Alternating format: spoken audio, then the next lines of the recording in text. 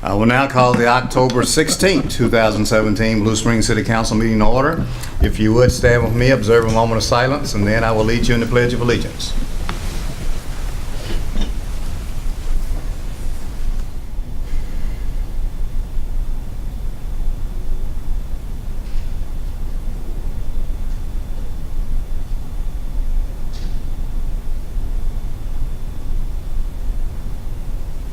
I pledge allegiance to the flag of the United States of America and to the republic for which it stands, one nation under God, indivisible, with liberty and justice for all. You may be seated.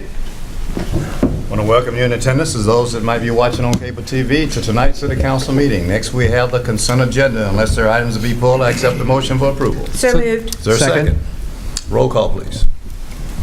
Councilman Kaler. Aye. Councilman Levesey. Aye. Councilman Carter. Aye. Councilman Edmondson. Aye. Councilman Culpepper. Aye. Mayor Ross. Aye. Carried unanimously. Next, we have a public hearing on a plan development concept plan for Calamar Senior Living. Mayor, the city has the following exhibit to enter into the record.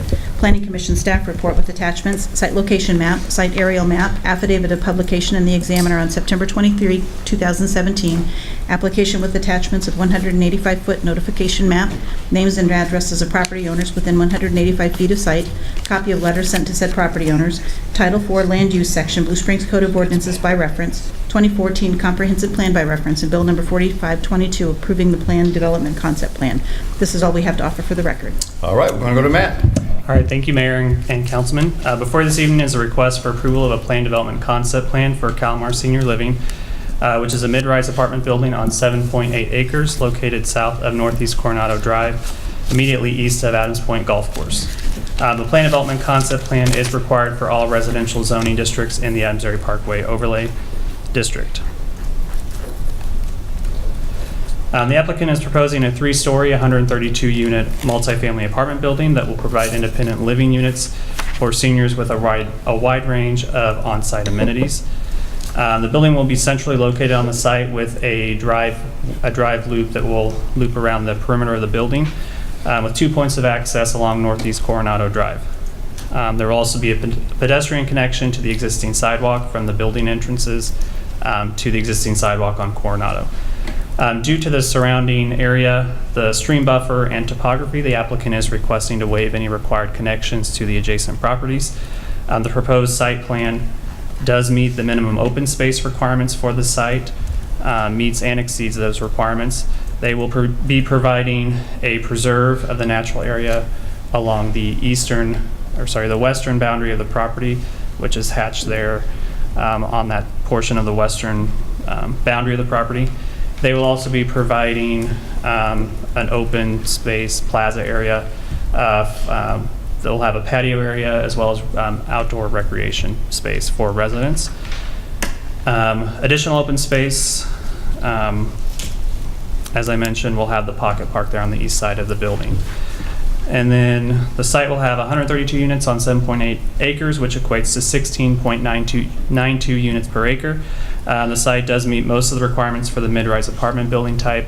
However, the applicant is requesting to modify the maximum lot area from 2 acres to 7.8 acres and increase the number of units in a single building from 120 units to 132 units.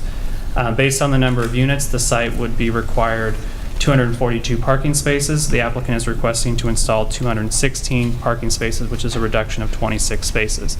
This will still allow a minimum of 1.5 spaces per unit. The applicant had requested to waive the bike parking requirement, as in their experience, bicycle parking has been rarely used in their developments. However, the Planning Commission did add a condition that the site provide a minimum of 20 exterior bicycle spaces due to the site's location along a bike route and close proximity to the Adams Area Parkway Trail. The applicant has indicated that they were agreeable to that request. The general layout of the parking lot appears to meet the intent of the parking design standards. The UDC has two different parking lot setbacks for multifamily developments.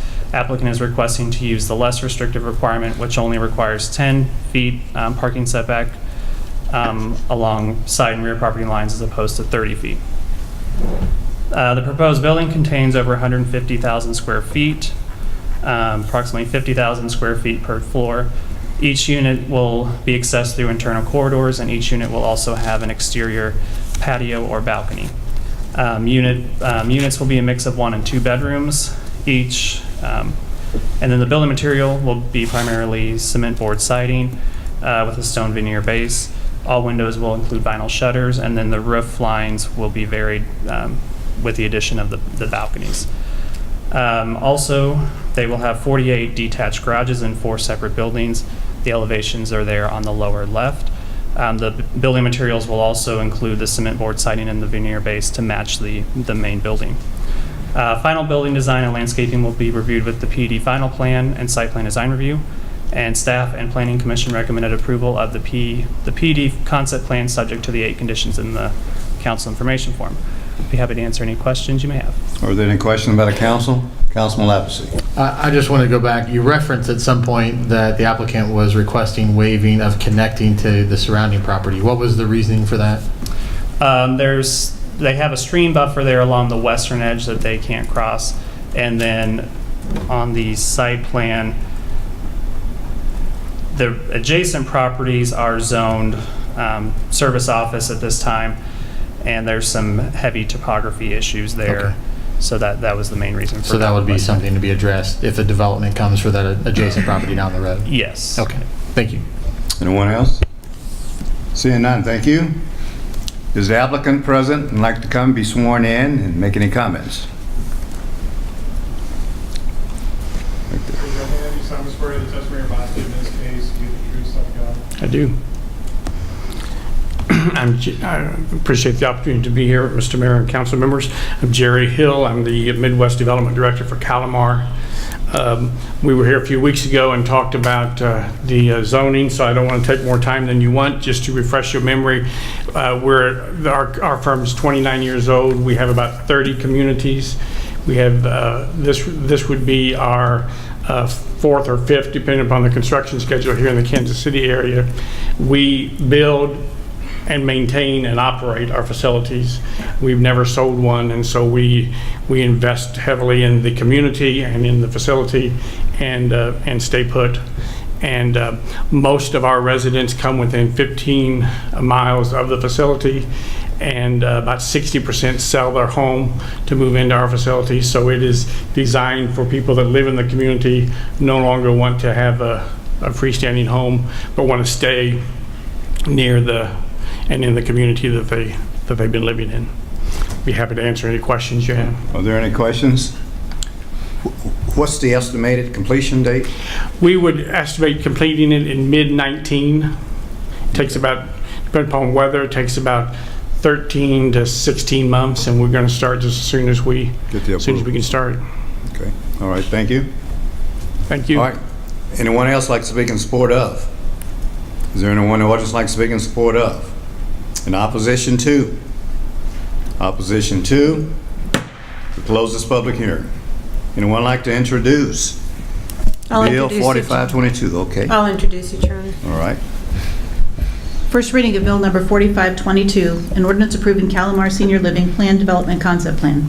Move the bill be approved on its first reading and proceed with the second. Is there a second? Second. Discussion? All in favor, aye? Aye. Opposed, same sign. Second reading of Bill Number 4522, an ordinance approving Calamar Senior Living Plan Development Concept Plan. Move the bill be approved on second reading, given the appropriate ordinance number. Is there a second? Second. Discussion? Roll call, please. Councilman Levesey? Aye. Councilman Carter? Aye. Councilman Edmondson? Aye. Councilman Culpepper? Aye. Councilman Kaler? Aye. Mayor Ross? Aye. Carried unanimously, given ordinance number 4692. Next, we have introduction and reading of Bill 4523. I'll introduce it, Your Honor. Okay. First reading of Bill Number 4523, an ordinance approving final plat for Coronado Holdings First Plat. Move the bill be approved on the first reading and proceed with the second. Is there a second? Second. Discussion? All in favor, aye? Aye. Opposed, same sign.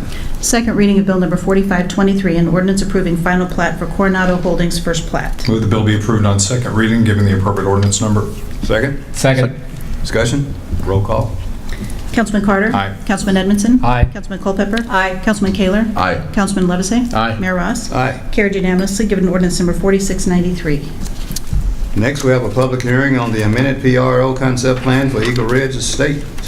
Mayor, the city has the following exhibit to enter into the record.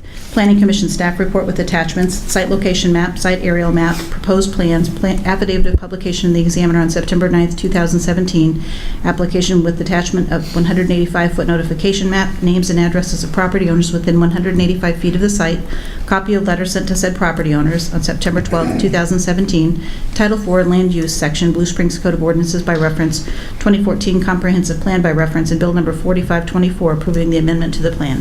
This is all we have to offer for the record. Nathan, on behalf of the city. Thank you, Mayor Ross and council members. Before you today, a public hearing is being held at the request of the applicant, David Ward, on behalf of Blue Springs Safety Storage South LLC, for consideration to approve this amended PRO concept plan for the Eagles Ridge Estates PRO and Eagles Ridge Villas PRO. It's generally located on the east side of 7 Highway, approximately at the intersection of 7 and Southwest Eagles Ridge Drive. Upon conclusion of the public hearing, the bill approving the amended PRO concept plan will be ready for introductions and readings. To give a little background behind this project, the applicant is proposing an amendment to the existing PRO concept plan. It was originally heard in 2005. The entire subdivision was approved at that point. Some construction occurred between 2005 and last year, and the latest revisions, amendments to the PRO concept plan were approved by council on October 3rd, 2016, and also on March 20th, 2017. So you have heard this a couple times recently, but to provide a little bit more background just on what has been approved so far, the PRO concept plan does allow for a total of 540 dwelling units, a total of 14,900 square feet of restaurant space, 139,000 square feet of retail space, and that is within the entire 153-acre Eagles Ridge subdivision, which does include some of the existing development that has already been constructed. The applicant is now requesting a couple minor changes to the approved concept plan that was last approved in March. According to the already approved plan, Major Road does need to be installed with Phase 3. Typically, all public improvements must be installed prior to final plat approval for that approved phase. However, the developer is requesting an amendment that allows the final plat approval of Phase 3 prior to the installation of Major Road. Staff was willing to support this if the building occupancy is contingent on the installation of Southwest Major Road and a restrictive covenant is recorded that limits the property owner's rights to transfer ownership of that property. This will protect the city from the situation where a future property owner can't occupy a house due to the developer not installing his responsibilities and installing Southwest Major Road and the associated improvements. One additional thing that I will mention, a minor change, is the proposal does reduce the minimum livable floor area for the single-family homes from 2,000 to 1,800 square feet and 1,600 square feet for a true ranch. This was due to a misunderstanding between the developer and city staff. The original final plat that was approved for first phase of Eagles Ridge did state that there was a minimum of 2,000 square feet, whereas the HOA recorded documents with the county do show that there is a minimum of 1,800 square feet. The developer thought 1,800 square feet was what was matching the existing development, and city staff thought 2,000 was what was matching the existing development. Either way, they are allowed to step down at least one house classification if they do request to, and as such they are requesting. This will match what the HOA recorded documents do show currently. With that, I will stand for any questions. Any questions from the council to Nathan? Councilman Levesey. Just one clarification on the step down. In order to have any other further step down, like down to 1,600, that would require additional approval from the council. Is that right? Correct. Okay. Anyone else from the council? Seeing none, The developer like to come, be sworn in, and make any comments? You sound swear the testimony about giving this case will be the truth, so help you God. I do. David Ward. Thank you for hearing us tonight. I'll kind of go after the first with the lowered of the square footage. When Summit Homes and Slee Homes came in and bought all the vacant lots from, I think it was North American Savings, the homeowner association had expired due to the state not being re-registered. So they actually started up a new homeowner association, recorded new restrictions, and that's where the 1,800 square foot come in from the Summit Home. So all the homes that's built out there is under the 1,800 square foot. We were involved at a little bit because we had also the duplexes there. So we knew kind of what was going on. So that's why we had stuck in our head the 1,800. So that's why we're asking for the step down. The plat got recorded years ago with, I think, the Parker Construction. We weren't aware it was on the plat at that time. As for Major Road is actually under construction right now. The CAT Construction is out there doing the storm sewers and dirt work as we speak. Should be done within 30 to 45 days. So we're just trying to get a jump on the weather to where we get in and get started with the duplexes. The streets are in. I believe we got all the bonds, everything in place and agreed to in the Villas project, ready to start construction. So that's why we're here asking to get the plat done so we can beat the weather and get things rolling out there. Anyone else have any comments? I got a question. Councilman Kaler? You stated under 1,800 because of the HOA. Basically, what you're just saying and stating is that it's umbrellaed under the 1,800 square foot, that you're not actually going to have something less than 1,800 square foot. No, 1,800 would be the minimum. Yes. Right. Okay. I think Thank the you. majority of the houses are between 18 and 2,000 that's out there. So the minimum would be 1,800 square feet. Okay. Yeah.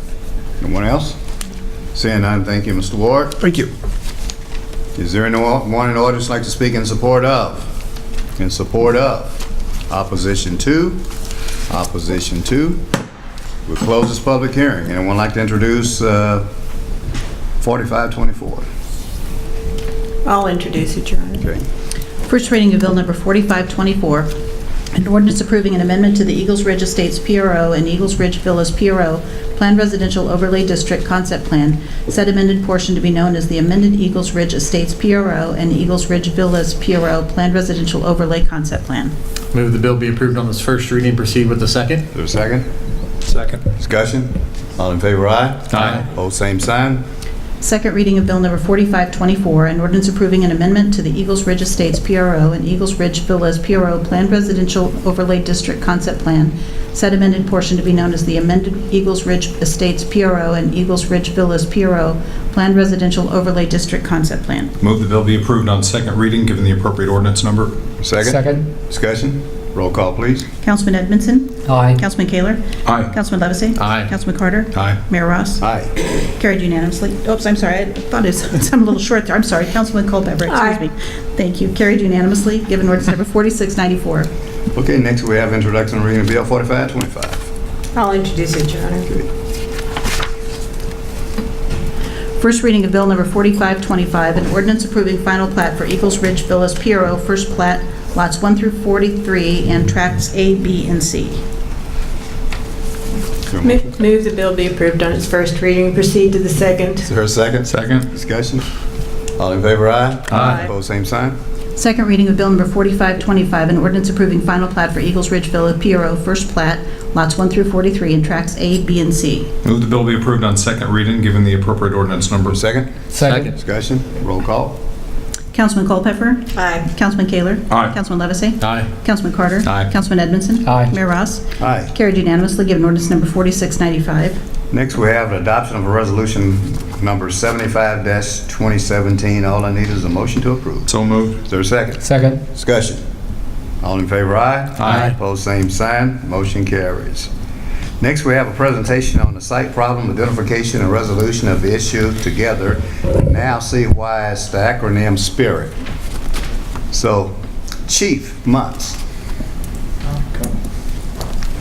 What you have before you tonight is a request for a resolution to support the Spirit program. Earlier this year, some events that caused concern in the community led city staff to work with the HRC to develop some possible answers to the concerns that were brought forth in a previous relationship with the Department of Justice, and some training that they did here for the department through diversity and racial profiling, brought Rita Valenciano into the picture and her program, the Spirit program. So we began working and discussing this program, and the school district did as well. And the school district actually implemented this program recently. They began that program, and city staff and HRC board members actually worked with the school district to help present this program as facilitators. And it was quite enlightening. We learned a lot.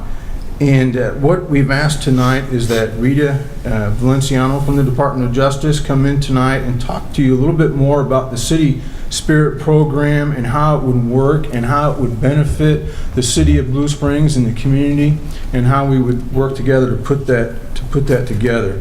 So tonight I introduce Rita Valenciano from the Community Relations Service, and she's going to talk to you more about that program and what she does. And I also want to recognize that the chair from the HRC, Kynette Campbell, is here, Gino Bueno, and Jane Bowerman, also from the HRC, are in attendance tonight. So if we have any questions later, they're here to answer those if needed.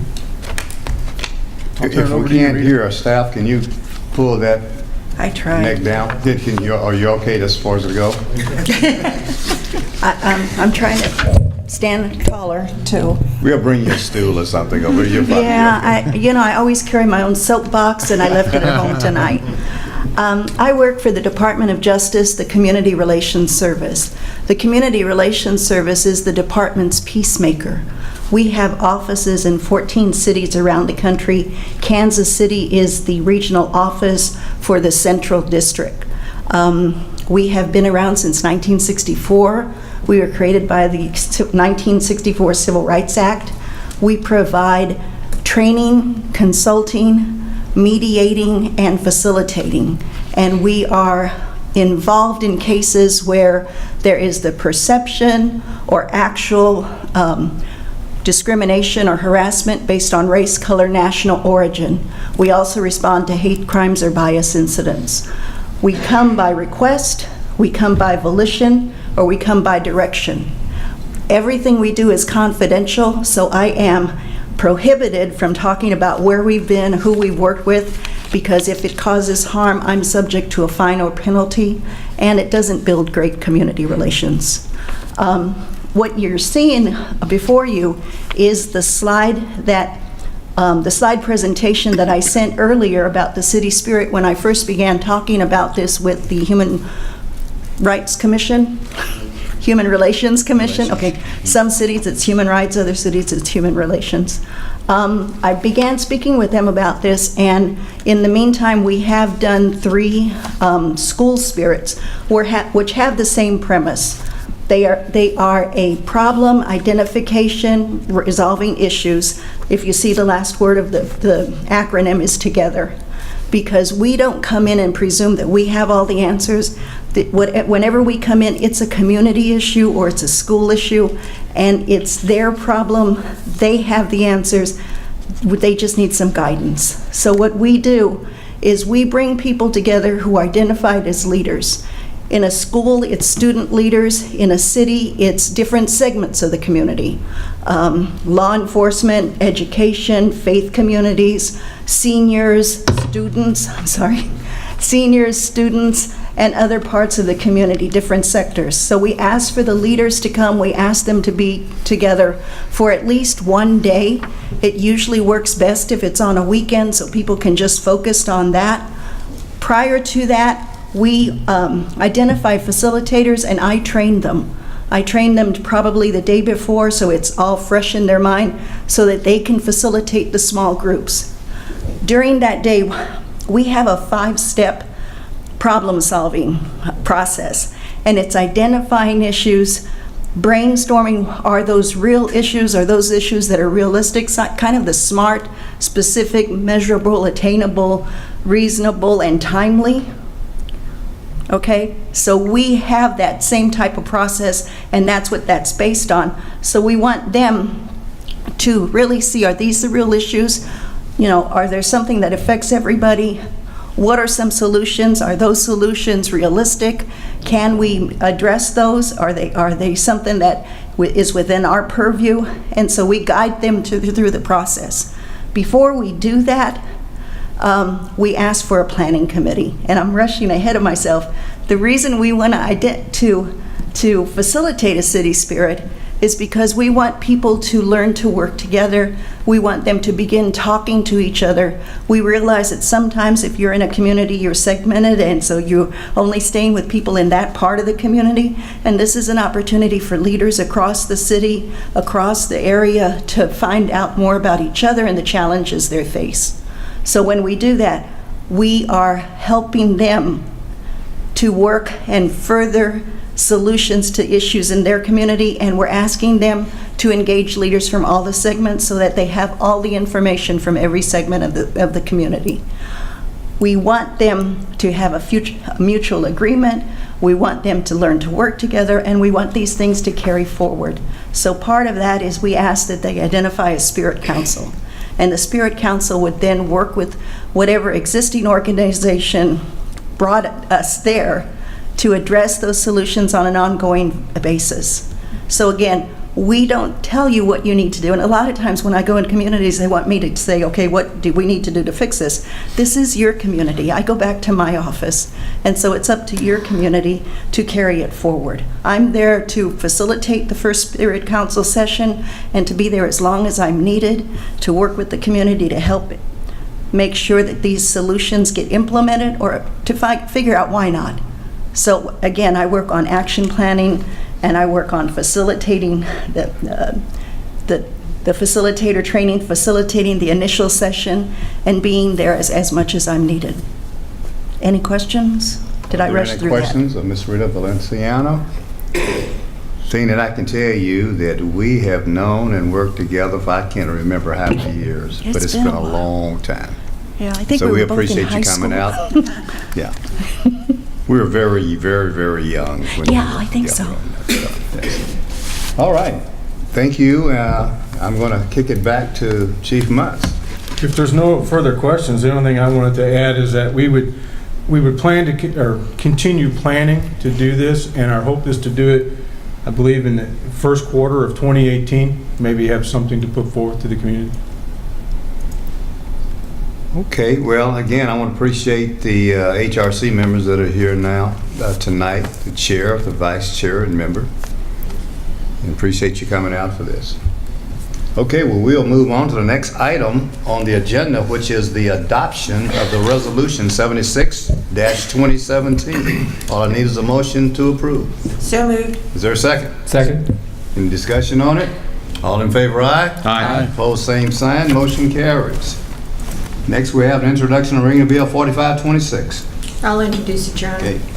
First reading of Bill Number 4526, an ordinance correcting a Scrivener's error included in Ordinance Number 4434, Chapter 915, Penalties. Move the bill be approved on the first reading, proceed with the second. Is there a second? Second. Discussion? All in favor, aye? Aye. Opposed, same sign. Second reading of Bill Number 4526, an ordinance correcting a Scrivener's error included in Ordinance Number 4434, Chapter 915, Penalties. Move the bill be approved on second reading, given the appropriate ordinance number. Second? Second. Discussion? Roll call? Councilman Kaler? Aye. Councilman Levesey? Aye. Councilman Carter? Aye. Councilman Edmondson? Aye. Councilman Culpepper? Aye. Carried unanimously. Mayor Ross? Aye. Carried unanimously, given ordinance number 4696. That brings us to mayoral announcements.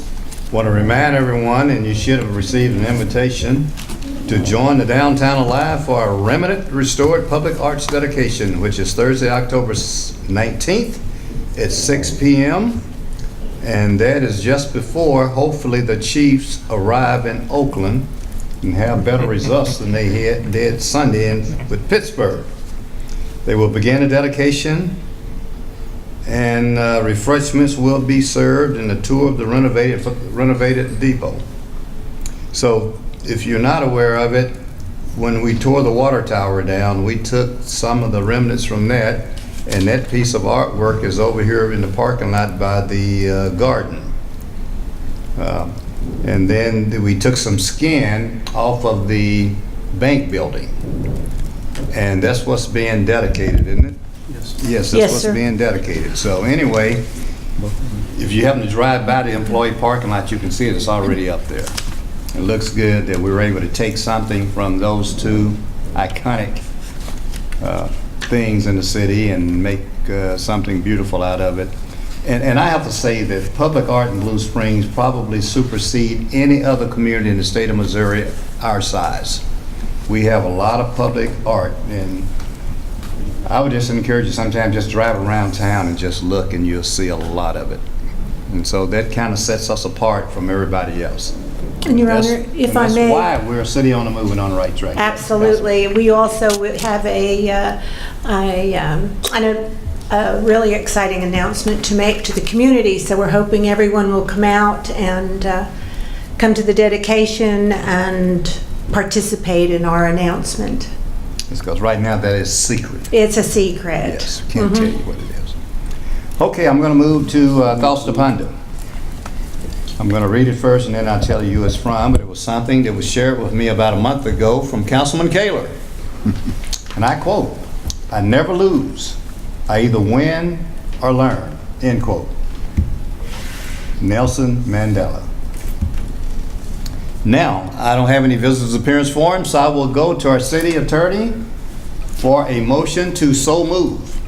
Your Honor, at this time, the appropriate motion would be to move that this public body go into closed session pursuant to Section 610.021, subparagraph 1, revised statutes of Missouri, for the purpose of privileged communications between a public governmental body or its representative and legal counsel, and that any minutes, documents, and other records discussed or taken during the closed session remain closed, and that this body stand adjourned at the completion of such session. So moved.